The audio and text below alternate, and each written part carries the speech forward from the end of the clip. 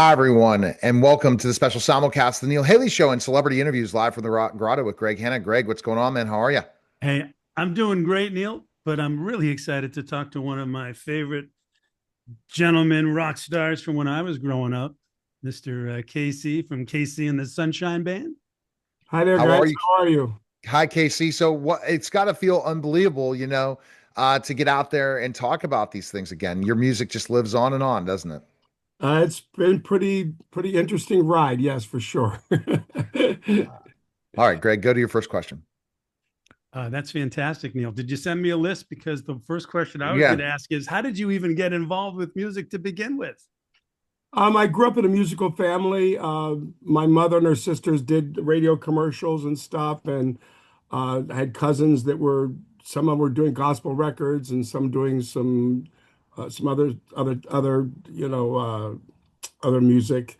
And I've just been always around music my whole life. My whole family, everywhere we went, everyone had a piano in their home or whatever, and everyone would gather around the piano and there'd be singing and dancing, and it was just something natural for me. So I was never without music going through my head. yeah, absolutely. And it's something where did you ever think you'd be where you are today from when you were doing this, the first Um, starting in music? it's interesting because I had this kind of premonition my whole life that this is what I was going to do, a very strong one. I had no idea how I was going to get there, but there was never any doubt in my mind that this is what I was going to be doing. Exactly. And that music, Greg, it just lives with us, doesn't it? It really does. Casey, do you have like a favorite memory from, let's say, when you first got started that you want to share with us? I mean, I don't know, um, I got a job at a record store, and then I realized that there was music being made right here, within 20 minutes from where I lived. And one of my there was a an artist by the name of Steve Alaimo, who at the time used to host Dick Clark's Where the Action Is, and he also had a lot of records out, and he was from the Miami area, and I had no idea about that part of it or whatever. And then to finally kind of meet him and to be around this company that was putting out records was just pretty amazing. I mean, it's just a lot of fond memories of it. Henry Stone was became like my my mentor and like a father to me. And I did anything to learn whatever I could while I was there. From publicity to learn to, and I would be hanging out and I would be bored, so I would, take trash out. I would, if Henry wanted some bourbon or whatever, I'd run to the liquor store for him and get it, or I'd drive him somewhere. And I just did everything. I wasn't sure which direction I was going to be headed in, and I just, put myself into every situation I can, from sales to marketing to publicity to doing sessions to doing it all. I mean, just learning it all as much as I could take in. When you talk about, sales and marketing, how much is that important, especially in at your time, to make sure that your music would be played on the air? Well, I mean, it was a whole different ball game back then. I mean, Henry had a certain way of doing things, and I'm sure it was done with every label. He would print up 100 copies of something, get it on some of the local stations, and if it started making noise, put it on a couple other stations, and print up more records. And you kind of knew if you had something going, if people were going into the store and asking for the record, because sometimes you have songs that are just called radio hits, and a radio hit doesn't sell, but everybody wants to hear it. And then there's the one that's actually they want to hear and they buy. And so he had this kind of thing that he had set up, this network of some stations or whatever, and he'd print up these records and make sure they were all in the mom and pop stores. And that's how he would, you know, uh, release songs and go about, marketing them at that time. Your single "Love That Goes Up and Down." Yeah. You had that in a film back in '86. I think it Yes. was like Knights of the City or something like that. Right. What what made now like the right moment to put it out again? Well, I mean, I've been working with my musical director, and we recorded a song last year called "In the Back of My Cadillac." And I was just looking for some other stuff to record on him or whatever. And this song kind of popped into my head. And, when I went to listen to it, it was like, wow, this would be perfect for him. So I gave it to him and said, you know, put a track together and let's get your voice on this. And he did all that. And here we are. It was one reason why you're releasing this is because your music's just lives on, and then also I guess Well, I mean, I've been releasing some dance records over the last 5, 6, 7 years, whatever. I went in the studio since in 2012. It's like I came out of some a creative coma or whatever. Started writing again and putting music together. I have over 56 songs in a can right now, and I've been releasing some of those as dance records, just putting it out there. And so this is just one of those things that you know, I mean, we put out the first record and it did okay, and so this is just kind of follow up to that one. And I mean, I'm just putting things out. I mean, if they make noise, in some places. It's not like I don't need to do it again, but it's fun, and I enjoy it, and it's still happening in my head and everything else. So why not put them out? Wow. So this is your 50th anniversary this year, isn't it, Oh, Casey? it's more than no, it's 50th was 2023. Wait, Wow. so we started in 1973, so I'm not sure what year that would be for 50. Um, Yeah. yeah. yeah. So I That's I think was we're going born I in think we're going on 52 1973. or 53 now. So I was born in 1973, so it'd be 53 years. So Okay, I'm yeah. 53 years old. There So you go. 1973, January 7th, 1973, I was born. So yeah. Yeah. Well, while Neil You was were in the born in crib, I was January? 11 rocking out to you guys. You say you were born in January? Yeah, January 7th. Yes. Okay, I'm the 31st. Okay. Okay. Are you twins? You related? Yeah. I have a lot of my nephew's the 11th. My grandmother was the first. My mother was the 14th. I had aunts the 16th and 18th. My great nephew's the 25th. So, Wow. So, Greg, you basically the music lives on forever. What do you think, Casey, is your favorite song you ever done? wow, I don't know. I mean, definitely Get Down Tonight was Oh a yeah. fun one, and Please Don't Go for sure. I mean, they all had a special meaning for them, and there's probably some that were never released as singles that I like a lot also that are very personal to me. So, I mean, that's always a hard one to say. It's because it's like, how do you like if you have 7 kids or 4, whatever, that's my favorite one. Well, Just Wow. when the other six can't hear you, that's all. right, exactly. That's amazing. Fantastic. So you've had your songs in films like Forrest Gump and 200 commercials or more. And what other films were you in, do you think? Oh, golly, we've been in over like 50 or 60 films, maybe even more than Wow. that. I mean, I can't remember all the names of them. Yeah, no. Um, I mean, my mind's just blank on that right now. Did you get to cameo in any of them or Um, no, I just cameoed in that one Nights of the City with Love Goes yeah. Up and Down. But no, I've never, I think that was it. Uh, Interesting. And I think that the thing that makes music what it does is you remember a song based on an experience in your life. yeah, I was bouncing, my first bouncing experience was in a disco club. I wasn't even 21 yet. And so basically, I wasn't allowed to go over to the bar side and the other side when I was a bouncer. And I remember just how many people were into disco. And I'm like, what is this? Because again, born another generation, 10 right. years before. And everyone said disco was dead and that music was dead. Why do they say that for that certain time? Then it just took off again. Because I don't think it was ever dead. I think the name was dead. And there was this whole thing that happened in Chicago, and I think everybody thought it happened all over the world. It only happened in one place. and it got this huge amount of media attention, and everyone, and it's so interesting because I mean you can't be more dance than Madonna was. I mean the 80s was so dance, it's crazy.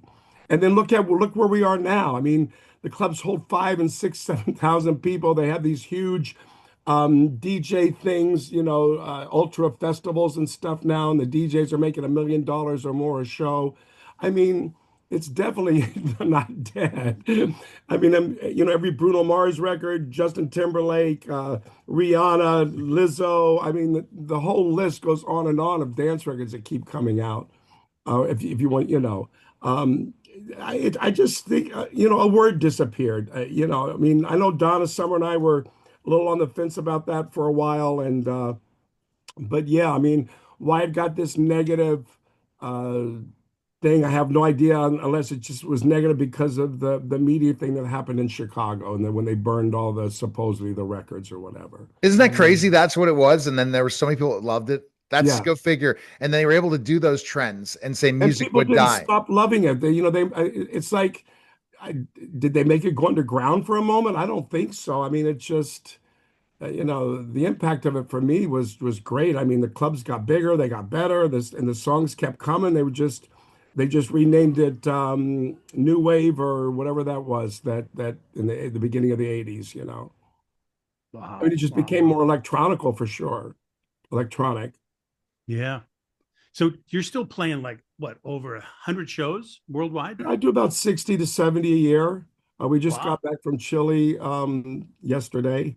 I had 2 shows there, and it was just amazing. I mean, we're huge down there, and it was just crazy. The audience was just wonderful. The moment was just always memorable. And we head to Massachusetts this weekend, to Boston to go to Hampton Beach Casino, South Shore Music Tent, and Cohasset Music Tent. They're all three sold out. So I mean, just we're all over the place, and it's a fun time. I don't have any. Uh, I can enjoy it now. I'm not under any pressures to do Mm. anything. Yeah. What do you love most about doing a live show? I've always That's curious. that's my one connection, and to be with thousands of people, or and just to see happiness and people singing and dancing and having a great time and being a part of that is just so amazing. It's just such a great feeling, and it's my one connection. The fans have a much larger connection with us because they, from articles and every TV and everything else they've seen us, they know all about us, and we have no connection to the fans until we get on the stage. And Uh, that's what makes it magical for us, I believe. No, I think it definitely makes it magical and nothing about performing live. And that's what you have to do as an artist, don't you, Casey, Yeah. is go out and perform live Yeah. and so many aspects. And thank you again for coming on the show. If Oh, you're thank you. where Thank you. just meaning taking the time, especially where you were yesterday. Now Yeah. you're up and on the show, on the Neil Haley show, and also celebrity interviews live from the grotto. Well, Greg has this final question he asks all our celebrities. Go ahead, Greg, with your Okay. question. I'm excited to ask you this, Casey. Being that, as I said, I'm a huge fan. I while he was in diapers, I was listening to you at 11. So anyway, Casey, thank you so much. Let me ask you this. I can't wait to hear your response. What do you feel is the most important thing in life you've ever learned? That I've ever learned. Wow. I was really raised to be very independent. I think the most important thing, and I always tell everyone when they ask me, is to follow your heart and to immerse yourself into something you love, as far as working, and then you'll be happy. Um, too many people, I think, study one thing and then they do something else and they're not happy. Like, why did you study this and you didn't go through with it? And just have patience, be humble, and be kind to people. Thank you. Awesome. All right, Casey, best thing Thank your you. tour schedule. We can check out your tour schedule and also Yes. your single. What's best place to go? Love Goes Up and Down is available on all your digital, Amazon, Spotify, iTunes, wherever music is played. It's available there, and uh, yeah. Awesome. Perfect. And Thank you. everyone check out your touring schedule and all that. And we appreciate And you we're coming by. also we Yeah. just premiered our musical in London last year, and we're going for a rewrite now. I'm actually meeting with the new writers at the end of this month to bring it to the States, and I'm very excited about it. It's not about Casey and the Sunshine Band, but it's about part of my life, and it's called Get Down Tonight, and it's All right. it's very good. We'll have to have you back on when that happens. Appreciate it, Yes. Casey. Thanks Thank again. you very much, All guys. right. Have a You're Thank good you. welcome. day. Take All right. care. That Oh. was the special simulcast, the Neil Hay Show and Celebrity Interviews live from the Grotto with Greg Hanna. Guys, take care. We're back to the Neil Haley Show. August 19th is World Humanitarian Day, a day that the UN set aside to honor aid workers. In the height of the hurricane season, it's a timely moment to talk about protecting vulnerable children and families. Joining us is actor Kristoffer Polaha, who partnered with World Vision for several years and who you'll see this fall in the new series American Hostage alongside John Hamm and Giovanni Ribisi. Kristoffer, thanks for being on here. Thanks again for coming on. Neil, my pleasure. Thanks for having me today. So you've worked with World Vision for years now. What first drew you to this partnership? I was watching Bono in an interview from U2, and he talked about his work with World Vision, and it piqued my curiosity. And then I worked with Meghan Markle, and she had just gone to Africa with World Vision and showed me some photographs, and I was like, that looks like a really cool experience. And saw that they were enlisting people to be team leaders for a 6K clean water run that they had. I got my fans on Instagram. We raised a pretty good deal of money for a great cause. And then in 2020, they asked me to join as an ambassador, and I gladly said yes. And it's been a really remarkable sort of journey, seeing what they do all over the world. Yeah, no doubt. It's something that it is interesting. I remember having you on one of my radio tours. You were talking about your relationship with working with Meghan Markle after everything that happened. So it was really interesting years and years ago. We're in the height of hurricane season. What does World Vision's response look like when a storm hits? What it looks like is an army of do-gooders who rush into a community that's been devastated. They bring food, they bring fresh water, they bring uh, books for kids to get back on track with their education, clothing, boxes of supplies and trauma kits, and they root themselves into that community. They work with local churches, deliver dinners, and they stay when all the news cameras go away and when all the hubbub of the hurricane is over. They're there to help truly rebuild a community by being community. And that's what I think. That's why you partner with an organization like this, Kristoffer, right? Because of things like Yeah, this.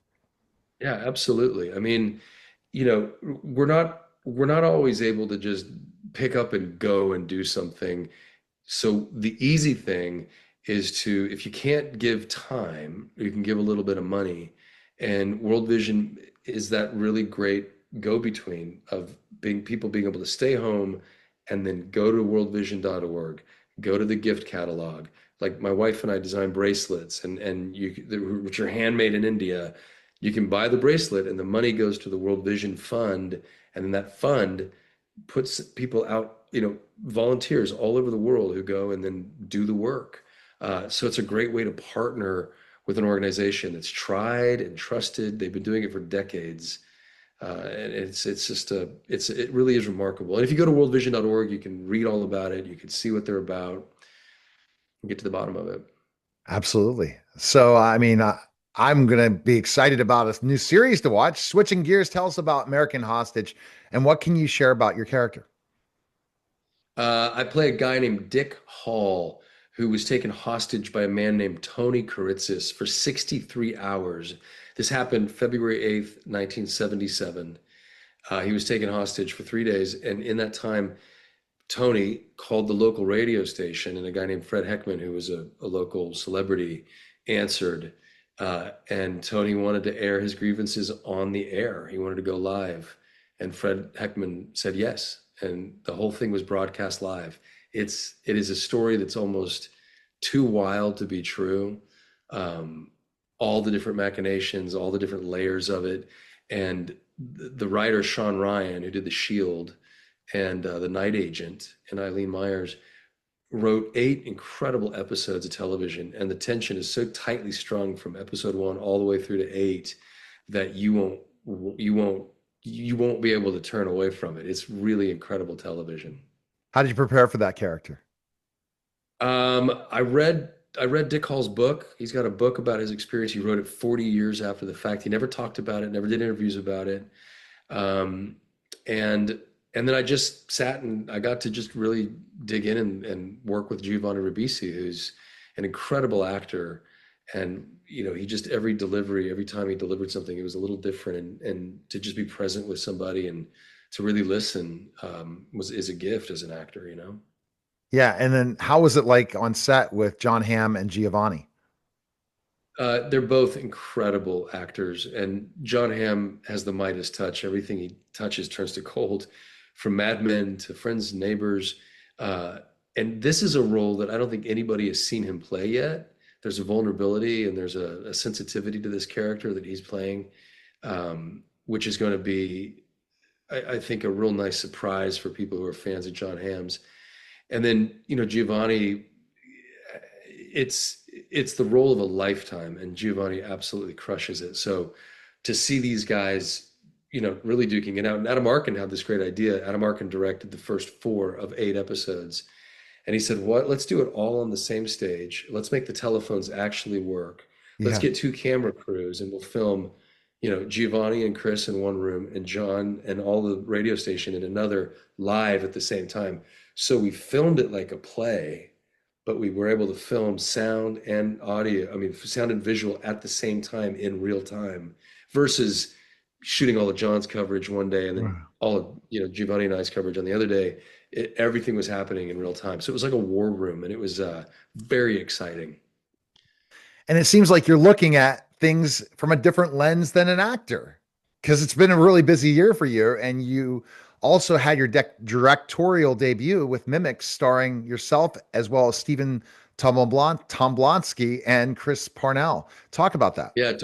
Yeah, Stephen Tobolowsky Tobolowsky, from yes. I've had Groundhog Stephen Day. on. Yeah, I had Stephen on years ago on my show. He's going to kill me for that one, but there you go. that's okay. It's like my last name, Polaha. You're like, what is it?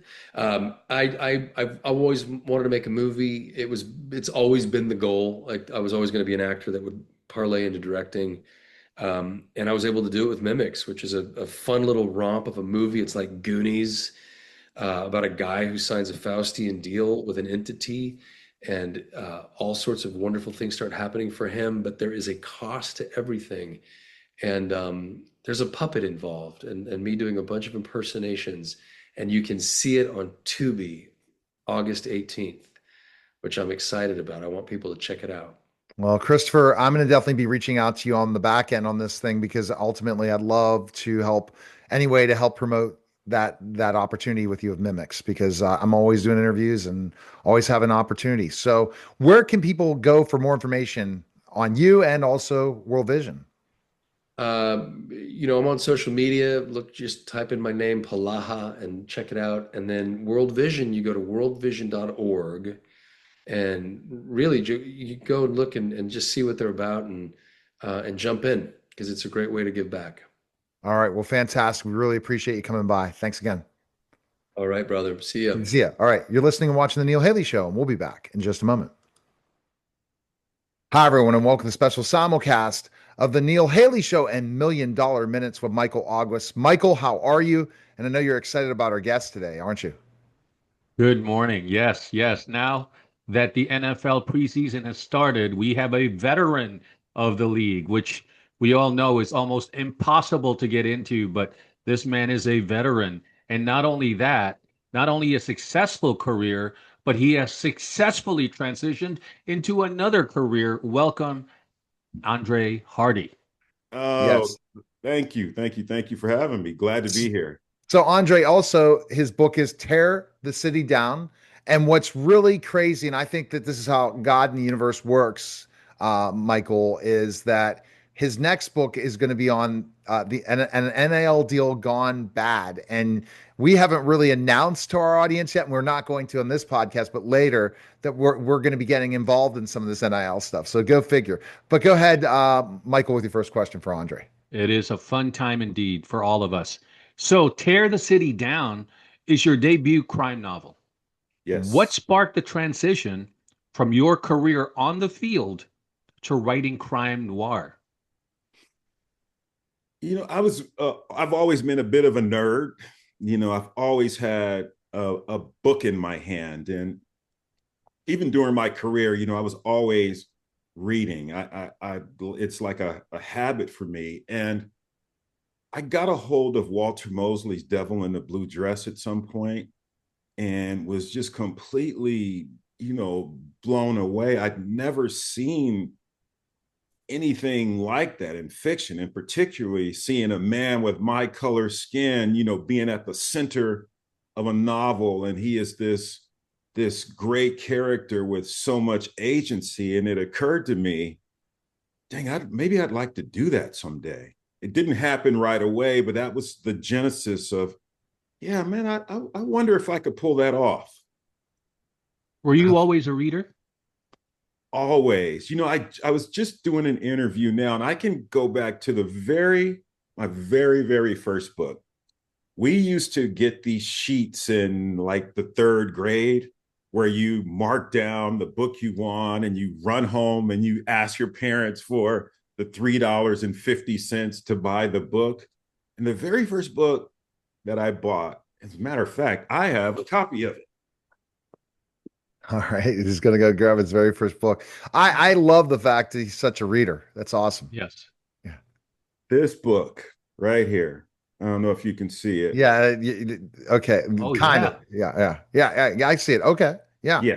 From Ghetto to Glory, the story of Bob Gibson.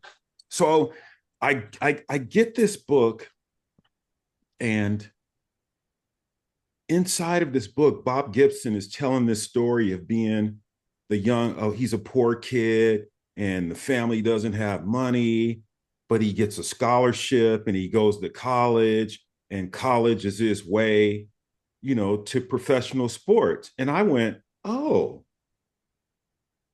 maybe I could do that, literally in third grade. And it set me on this trajectory where I ended up here with you today. Like all the stuff that's happened in my life has been from getting a hold of this book and realizing there were other possibilities for me. And I just started going, and I've never stopped.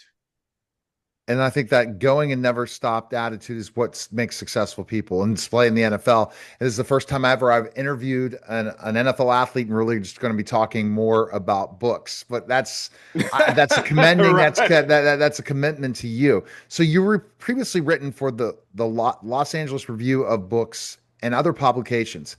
How did that experience shape your approach to crafting this novel? Yeah, so those, I did reviews for the Los Angeles Review of Books. I've written short stories that are published in anthologies. And actually, the first thing I ever wrote was I ghost wrote a memoir that doesn't have my name on it, but I actually wrote every sentence. And through those processes, especially the memoir, I spent so much time learning about this guy's life, right? And not only asking him questions, but what I did was I went around to his family and asked everyone about particularly this same set of events. So I got this 360 panorama of his life that no one individual could have given me. But when you put them all together, you have this beautiful dynamic of this person's life. And so when you read Tear the City Down, you see something similar. You have a protagonist who has a multifaceted world centered around him are his daughter, his best friend, his neighbor, the community, the city, the town, and he's the hub of the wheel. And those are the stories that are most interesting to me. Oftentimes in fiction, particularly crime fiction, you'll see a main character that sort of has this, it's a simple problem. There's a duality. There's a problem. He needs to solve it. There may be one other storyline in it, but it's really not complex, and I don't think represents real life. So I wanted to do something that really felt like, you know, a real life, real characters with a multiplicity of issues to solve. That's a perfect segue for the next question. The book is described as a love letter to and a criticism of San Diego. So, what is it about this city in particular that made it a perfect setting for this crime noir? Yeah. So, in my opinion, and I've lived all over the country, San Diego is the best crime city on the map. This contiguous border with Tijuana, Mexico is the engine that basically drives it. You're on the border, and right across the border are these cartels, and these cartels who are servicing America's need for illicit whatever. It's right there. And on top of that, you add a strong military presence that brings young testosterone-filled men into the region. You couple that with weather that brings in 33 million visitors a year. And then you put that on top of conventions because of the weather that happen year round. And we know, we should now say what happens in San Diego stays in San Diego. So you have this really interesting stew of collisions of all of these things, not to mention the immigrant population that is there. I was just recently in San Diego doing an interview with the LA Times and took the reporter on the sights and sounds of the city. And we pull up on this one strip mall, and inside of this strip mall is the Somali Community Center, a Vietnamese restaurant and dinner, and a street taco business. So you have this incredible collisions of culture and differences all thrown into the mix with the aforementioned things that I mentioned. And it just makes for a great crime city, which that being the underbelly of all of this sunshine and palm trees and beaches that you see. When someone says to me, where are you from? And I say San Diego, they go, oh, God, I love that place. But I know they're not talking about the place where I grew up. They're talking about the beach. They're talking about the palm trees. That's what they're talking about. So that duality makes it the perfect crime city. And people will say, oh, well, Los Angeles is a better city. And I'll say to them, well, the drugs that end up in Los Angeles that support crime, they have to pass through San Diego first. We're ground zero. And San Diego's beautiful. I'll just bring that up. When I went to Darren Hardy's conference, one of my clients sent me to Darren Hardy's thing, and I go and you can drive all the way up the top and see how beautiful San Diego is. There's just it's gorgeous. I mean, that's my experience. But I was at the conference most of the time, so I didn't really get to enjoy San Diego. But that's my take. So. Your writing explores the social landscape for Black men and the struggle to keep both their sanity and loved ones safe. How much of this perspective is drawn from your own experiences or observations? I think that is both and experiences and observations. San Diego is an interesting city. And when you think about the Black population is probably, maybe it's down to even 4% now, but there's a tiny Black population of Blacks that exist inside of this city, this beautiful city with these institutional structures that make it really hard to access the city, right? These are the same structures that exist everywhere. But if you think there isn't, because of the small concentration of Black people, there isn't a sense of collective mobilization to make things happen, like you would have in LA. So LA is a city, but you have a strong and powerful Black community that has political power. These things don't exist in the same way in San Diego. So what it does, it creates this sort of splintering of efforts in the way that Black men try to access power, right? There's no collective push, but how do we get to power? And inside of that, what's easily accessible to you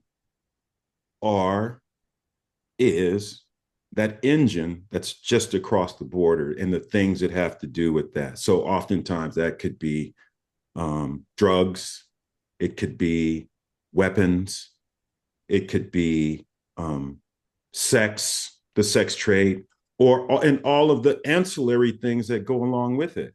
So you have this set of circumstances where you have these men who are like me, who are trying to figure out, man, how do we make it? How do we get better? There's this dream that I have that doesn't see me remain in this station.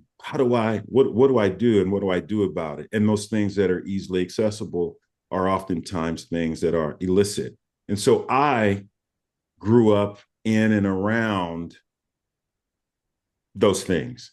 I wasn't in a gang, but I was certainly gang adjacent, because what happens to kids in Southern California, you are marked by your zip code. Doesn't matter where you go. You go to the other side of town, the police pull you over. First thing they're going to ask, where are you from? And yet that zip code makes you a Crip. That zip code makes you a Blood. So, yes. Wow. So you tackle complex themes like race, agency, sacrifice. How do you balance these weighty topics within the conventions of a fast-paced noir thriller? Yeah. I think, no, I don't think. That's what took such a long time for the novel to be fully formed, was I didn't have the skill set to actually, the novel came to me almost like Love Supreme came to John Coltrane, right? He just went upstairs and started writing because he got this download from the ether or whatever. And so this novel was conceived, it just came out of nowhere, but I didn't quite have the skill set to write it. And so what took a long time for me was to understand how to modulate all of these different complexities so that when someone picks up the novel, they feel natural and they don't feel as if that I'm preaching, that they are just seamlessly woven into the narrative in a way that you recognize them, you go, oh, they make sense, but they don't jump off the page as me being a preacher. You know, it's almost like you see the great athlete make that incredible play and you wonder how they did it. Well, shit, they've been practicing that. That's what they do. That's what it is. So what's really interesting, Andre, is you're able to do that because of being a screenwriter. And we'll talk a little bit about that if we have time at the end of that. We're talking about a book that's the best writers are able to put a story together, but still also tell a side story. And that's what you're trying to do in your writing. And I'm seeing that firsthand from these questions. The genre is filled with classic elements like intrigue, crooked politics. We all know that still never disappears. And how do you aim to upheave or subvert these tropes with your own fresh twists? My take was to, so we know that the genre comes with conceits. There are these conceits that are a part of the genre. They are recognizable conceits. And my idea was to, what can I do given these guardrails of genre to do something fresh, to not just write another book. I tell my friends all the time, I was interested in making a line, not getting in one. So I began to think about inverting the tropes wherever possible. And I'll give you one example. One of the genre conceits is you'll have a detective who is typically down on his luck and he needs money. And money is this entree into the case where he is an observer of corruption. Through his eyes, you get to observe the corruption and he fixes it. What I did instead was say, okay, my character has made all the money in the world. How does he enter the story?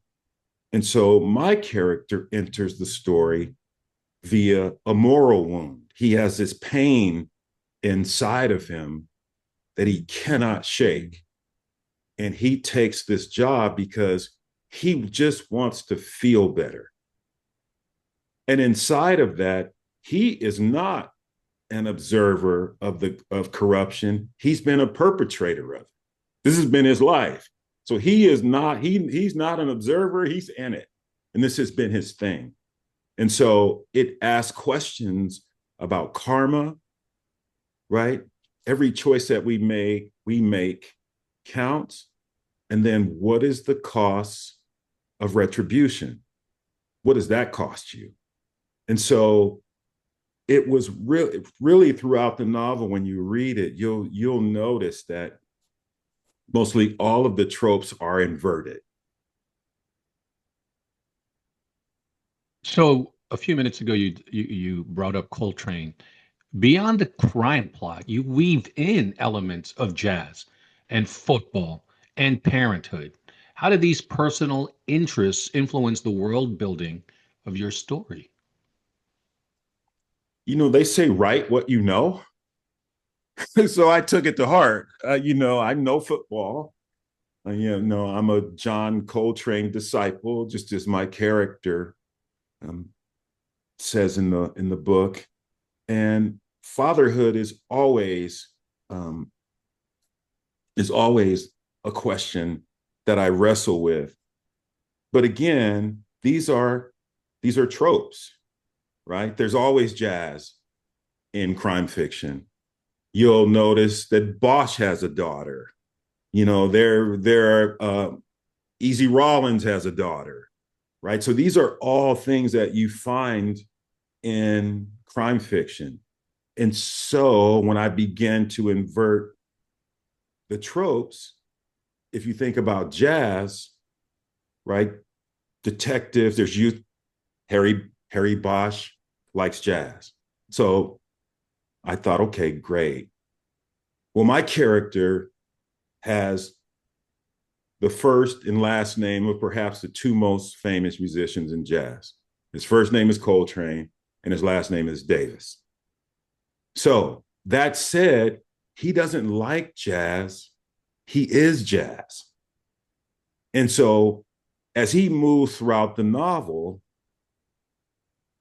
facing obstacles, he improvises. So his movements are very jazz-like throughout the novel, and it's another way that I played with the tropes of the genre.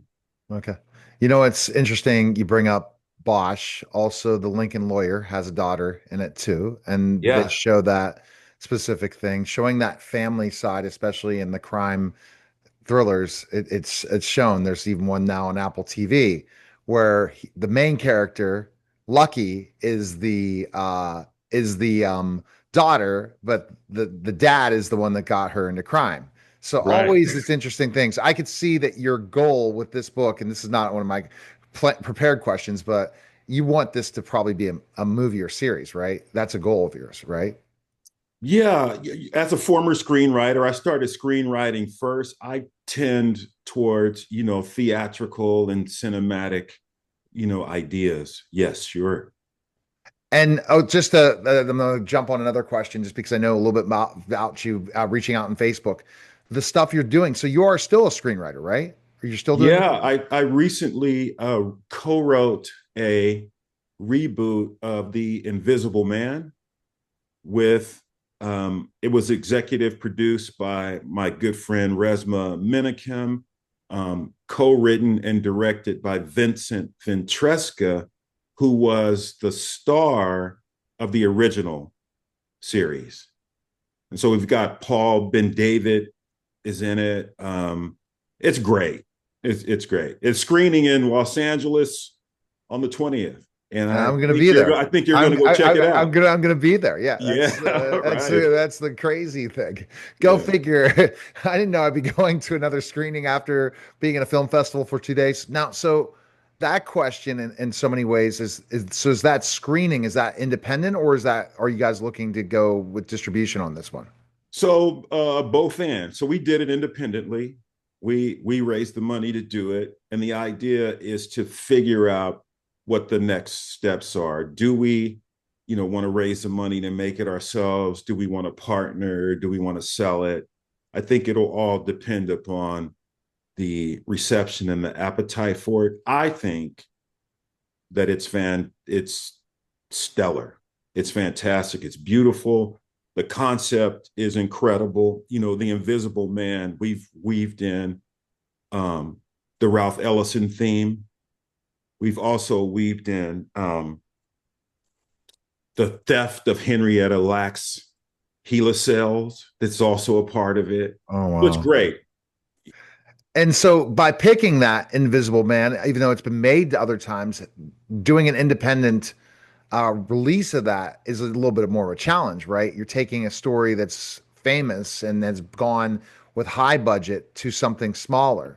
But is it storyline a little different? I know you can't probably give away the Yeah, screening. the storyline is a little different, and much like I did in my novel, we are inverting the tropes, right? And so when you take something that is known and you begin to invert the tropes, you have an audience that comes to it with certain institutional knowledge, right? They know they've seen it, they know how it works. And so what makes it so surprising and compelling is when what they think is going to happen totally turns upside down, right? Wow. And it makes it really compelling.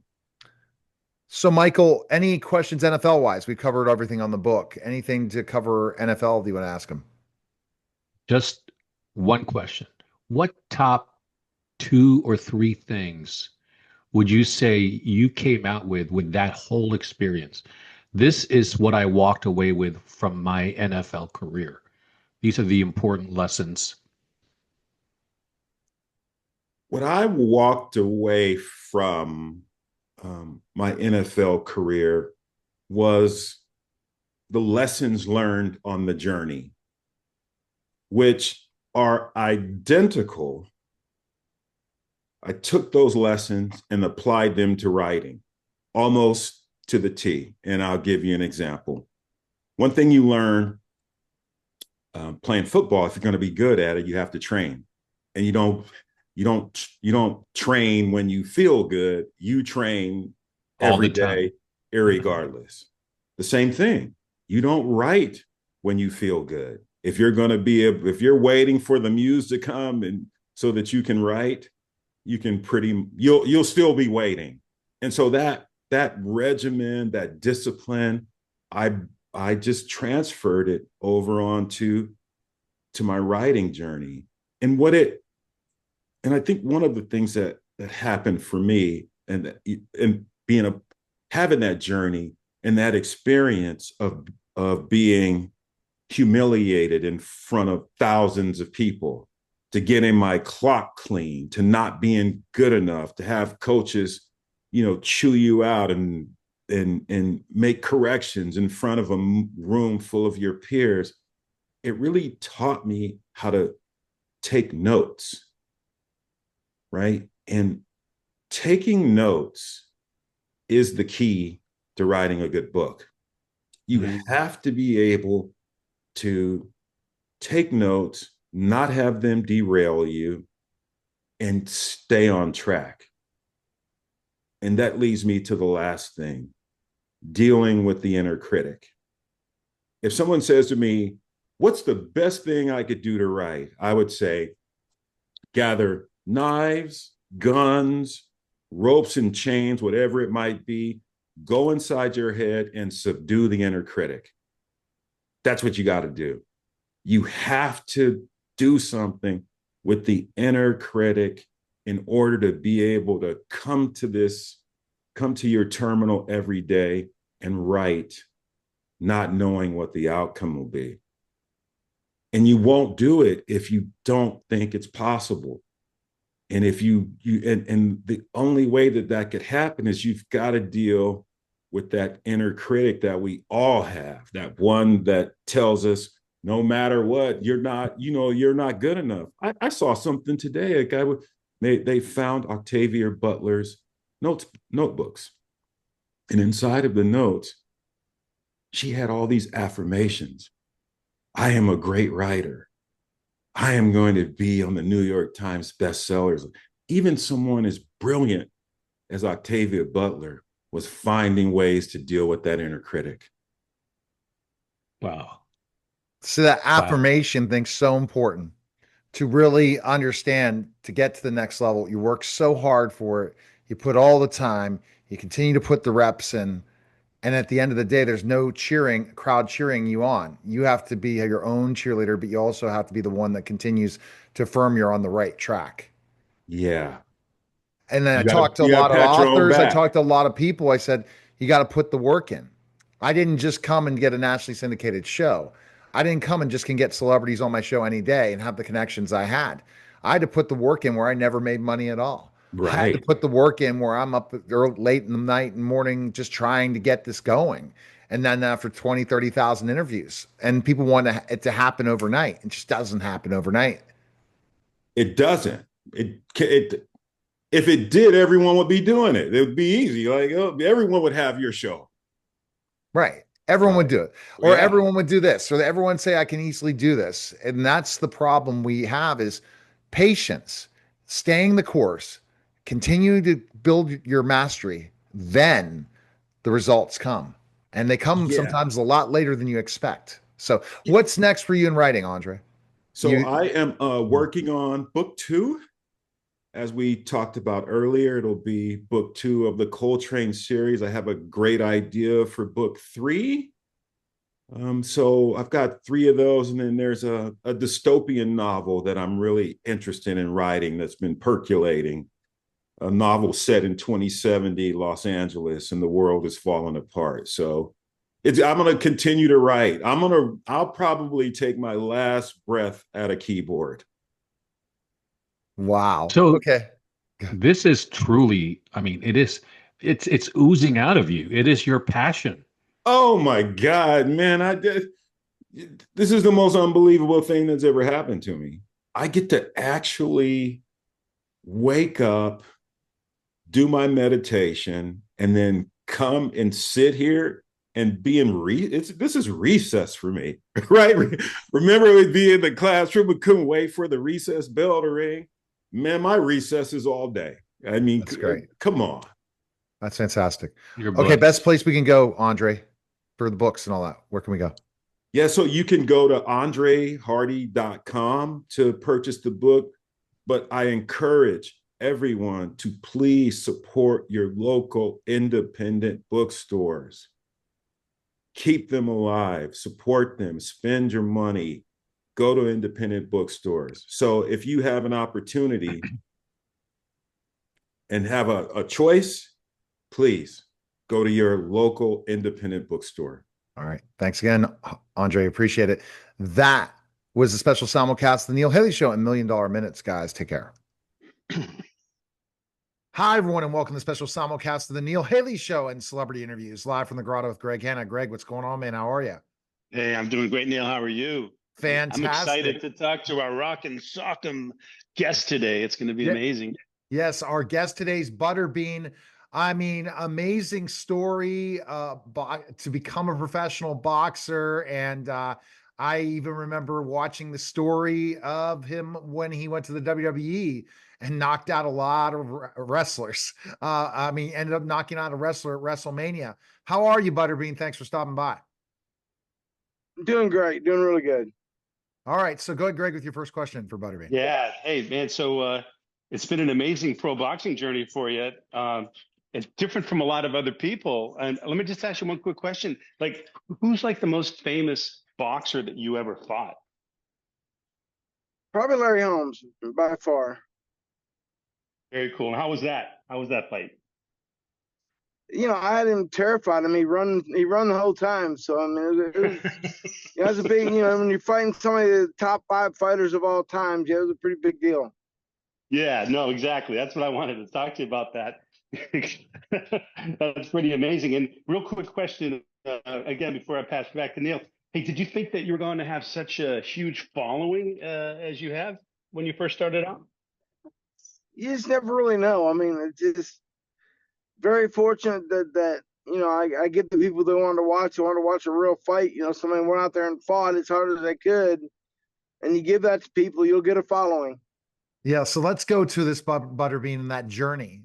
How you didn't start out as a professional boxer. Kind of tell that story. Right? Well, I mean, nobody starts out as a professional anything. You got to work for it. Yeah. I fought Tough Man, won all of the Tough Man contests that allowed me to win. Then I went pro after that.